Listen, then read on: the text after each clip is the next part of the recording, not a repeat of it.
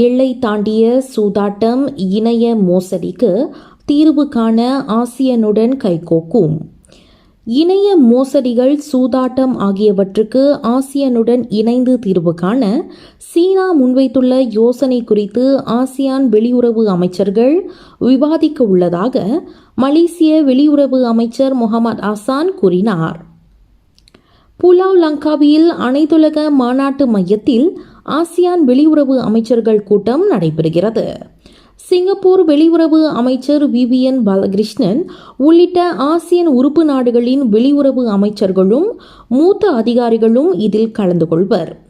உலகம் முழுவதும் உள்ள புவியியல், அரசியல், பொருளியலை பார்க்கும்போது ஆசியான் அவற்றுடன் இணைந்து செயல்படாதது இழப்பு என்று சனிக்கிழமை ஜனவரி 18 வெளியுறவு அமைச்சர்கள் கூட்டத்திற்கு முன்னோட்டமாக நடந்த மூத்த அதிகாரிகள் கூட்டத்தில் டத்தோஸ்ரீ முகமது ஹசான் இவ்வாறு குறிப்பிட்டிருந்தார். எனவே அனைவரையும் உள்ளடக்குதல், நிலைத்தன்மை என்ற கருப்பொருளை தேர்ந்தெடுத்துள்ளோம். நாம் அனைவரையும் உள்ளடக்கியவர்களாக ஒன்றிணைந்து செயல்பட வேண்டும் என்றார் அவர். சீன வெளியுறவு அமைச்சர் வாங் யி இணைய சூதாட்டம், தொலைத்தொடர்பு மோசடிகளை ஒடுக்க ஆசியான் நாடுகள் வலுவான நடவடிக்கைகளை எடுக்க வேண்டும் என்று இதற்கு முன் கேட்டுக்கொண்டிருந்தார்.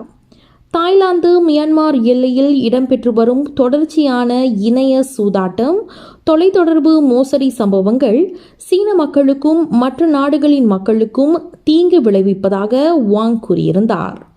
இந்த பிரச்சினையை தீர்க்க சட்ட அமலாக்கம், பாதுகாப்பு ஆகியவற்றில் ஆசியான் நாடுகளுடன் ஒத்துழைப்பை வலுப்படுத்த சீனா தயாராக உள்ளது என்று அவர் மேலும் தெரிவித்துள்ளார் என்பது குறிப்பிடத்தக்கது.